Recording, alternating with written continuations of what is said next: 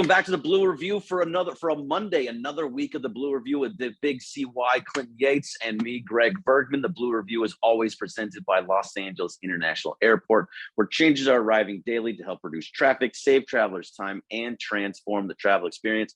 Clinton Yates, the Dodgers won 2 out of 3, almost took the game yesterday, and that even though you said on Friday they were going to get swept.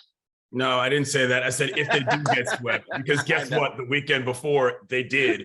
I was going to say as well, if they'd won that game last night, I was prepared to call this their most impressive series of the season for a couple of different reasons. What they had from a starting pitching standpoint and the way they won these games. One of the things about being a good team that I think a lot of people don't put enough emphasis on is your ability to put pressure on other teams. That happened on Saturday.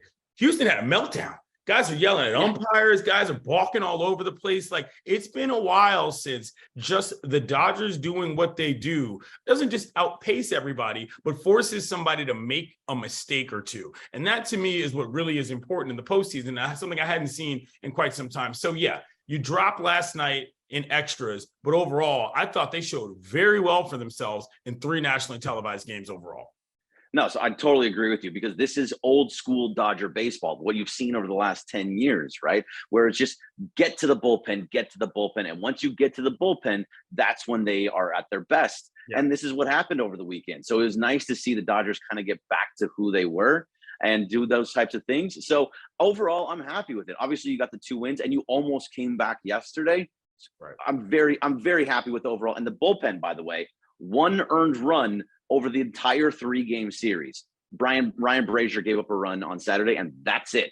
That's the only space. And that's the part why I think this was the most impressive. I mean, again, the loss is one thing, but like all of the parts that needed to come together came together. It wasn't 2 out of 3 working with somebody else bailing you out. I mean, yeah, they hit some homers. They did what they had to do, but this looked as complete as I'd seen them in a long time. And I got to say, we might have sort of looked at the Mookie on the infield situation as a little bit of a gimmick earlier in the year. But if Hayward's going to be playing this well in right field and Mookie's going to be the guy that he is on the infield, I mean, this is fine.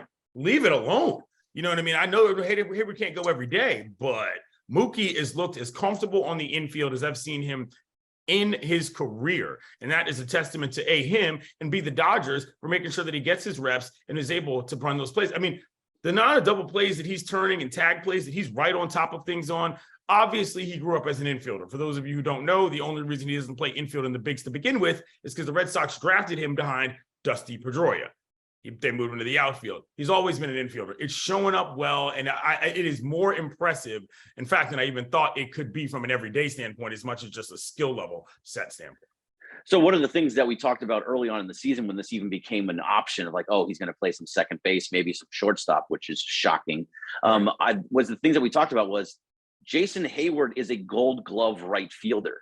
So when you put him out there, you're like, okay, we're not losing you might lose a little bit on offense, or you do lose a little bit on offense, but you don't lose the defense. And that's the biggest thing about having a guy in the right field. So having Jason Hayward playing well, playing Gold Glove level defense like he just normally is a huge, huge upside, especially when he comes in and he's starting to hit too. Like, he's getting home runs. He's doing what you kind of need him to be in that spot. So this is why it made it so I can my mind can get around him being an infielder at this point, because you're getting better offense. The offense is way better when he's in the infield, because it's not an automatic out everywhere down at the bottom of the order anymore. So, like, having your infield getting hits is a huge deal. So I'm all in on the move, and I think he's been great there. Very happy. It's a heck of an option. Is he more susceptible to injury as a result of humans and base paths? Yes. Perhaps. But he's also smart enough to know his body. And I don't think he's going to put himself in a situation like that. And I don't think his teammates are either, to be quite honest. So that has more than worked out. That has become a plus situation for the Dodgers, which is remarkable when you consider where they were, at the beginning of spring training, when everybody, was worried about the injury. All right, so we talked about some positive things. It was a positive overall weekend, right, CY? But at the same time, there has to be a little bit of negative.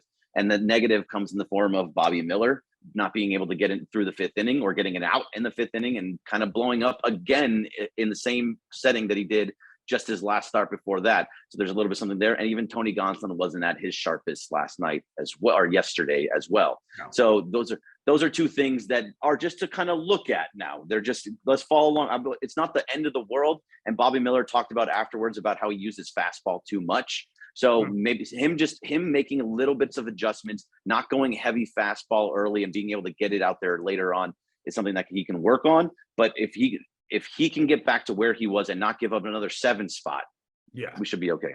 Also, the schedule gets a lot easier over the next 2 weeks. Sure does. That helps. Yeah, absolutely does. All right, so we're going to see what's going on. There's no game again today. This is a lot of off days for the Dodgers right now. They had 2 last week, and now they're off again this week on Monday. A little bit weird in the schedule, kind of, and then we got an All-Star game coming up soon, so they got a bunch of time off coming up here. So good for them to kind of get all that stuff worked out again. But either way, that'll do it for us. We'll talk about the Rockies series tomorrow on the Blue Review. Thank you to LAX. Thank you very much, CY. Talk to you mañana.